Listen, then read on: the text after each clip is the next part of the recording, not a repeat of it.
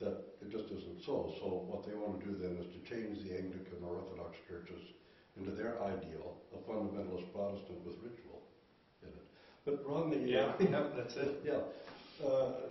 Certainly the Anglican Church has always been evangelical in the true sense of the word. Well, it's historically, throughout its, and again, some people think the Anglican tradition began in the 16th century, whereas it really begins in the 1st century, and it's just the Church in England. And it has, for much of its history, tried to hold together what we call a high church or Catholic element, deeply rooted in the patristic and that whole heritage of the Greek East and Latin West, a low church, a Reformed, Evangelical, Charismatic, and a broad church, which was the latitudinarian or liberal wing. And that's part of the tensions certainly the Church of England and the Anglican Communion is wrestling, very, very much wrestling with today, is how do you hold these diverse traditions together in a conciliar manner rather than allowing those differences to become ideologies that fragment.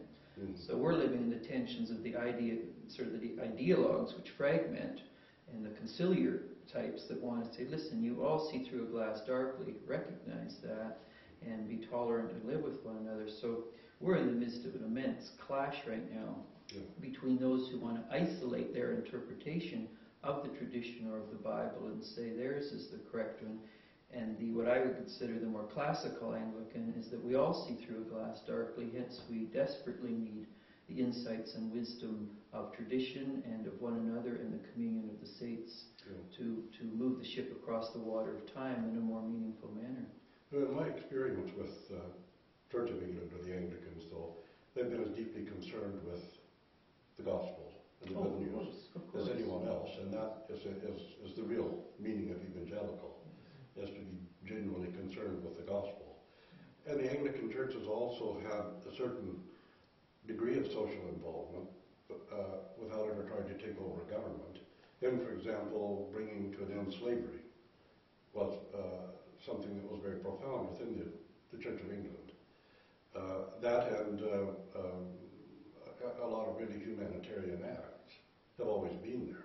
Oh yes, from the recent film on William Wilberforce and slavery to the 16th century, in which the Latimers and the Ridleys and the Cranmers are executed for challenging not only theological but injustice issues, from the clash between Henry and Becket, which T.S. Eliot, Murder in Cathedral, from the Celts, and it's the notion that somehow the Church of England is a state church which just genuflexes to power is just absolutely silly.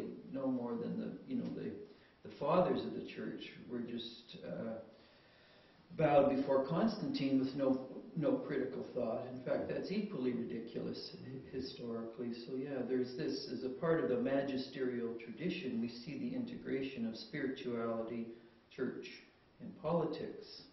And one of the things I think in terms of the evangelical tradition in Canada is that there's been one tradition of pietism that retreats from the public fray and into devotional life, missionary work, this eschatology, the end times, salvation of souls, born-again experiences, conferences, retreats, these sorts of things. But then the other wing, which we've been looking at in the Mannings, and Brad mentioned earlier, obviously, end times, Israel, is an attempt to say, well, what's the relationship to faith, to war and peace, justice and injustice, environmental issues? And I think the postmodern emerging group, at least they're willing to ask these questions in a probing way, which I find highly commendable, in a way in which the earlier generation was either ignored the questions or committed themselves to the Republican way. And I think Brad's comments are good in that there's two, it's almost a fragmentation in the young. There's the openness to mystery, to question, to ask the hard economic, social, environmental, political questions. And then there's those who want Betty Crocker formula answers. And this is where you'll get some that want to retreat to the classical traditions, but they want formulaic answers. And in Canada, in Marcy MacDonald's book, she looks at this Fatin Christo For My Canada, the thousands of young that turn up to support the Harper tradition.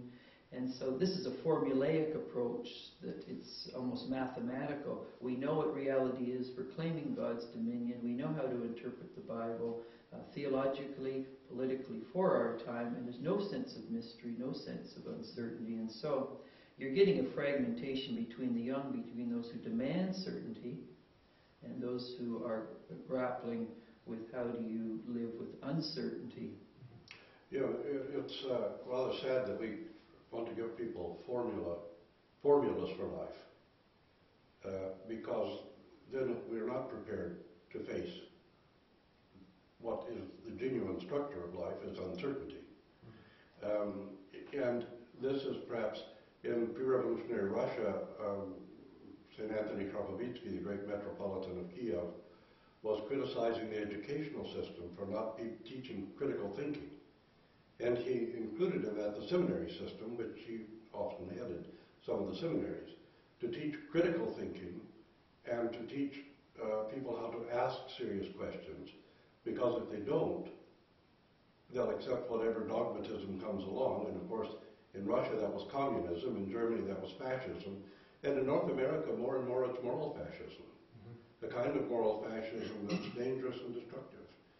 And the other thing I'm interested in, though, is the tension between those who expend so much energy on the end of the world in the last times, and those who realize that we live in the here and now and have to do something about the here and now, and that the end times will take care of themselves. I mean, you have that sort of attention. We do in the Orthodox Church, and I wonder if you have that in the evangelical movements as well. Yeah, you know, in the 70s, my memory was that of that time was that this was a real tension. Mm-hmm. So, and we used to joke about, you could tell a church's eschatology by how the building was built.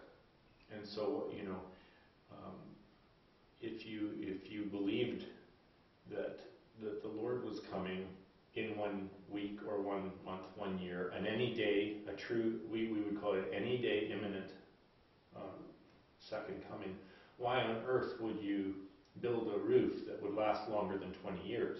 If you build a stone structure that can last 1,000 years, that's money that could have been spent on saving the people that, you know. And it could be, it would be very extreme at times. Where I remember one of the, I think it was Oswald Chambers, one of the great evangelical Canadians, said, why would we spend $1 on feeding the hungry when that dollar could be spent on saving the soul? And so there was a withdrawal almost. No, the answer to that among evangelicals was, well, using money towards healthcare can open a door to saving the soul. It's your way into Nigeria. It's your way in. And so we did have this tension about how much political investment do you want to make if we're leaving any day? And what's the point? And so there could be an escapism around that. As time has gone on, I think this is huge in terms of decades. As time has gone on, evangelicals have realized, you know what?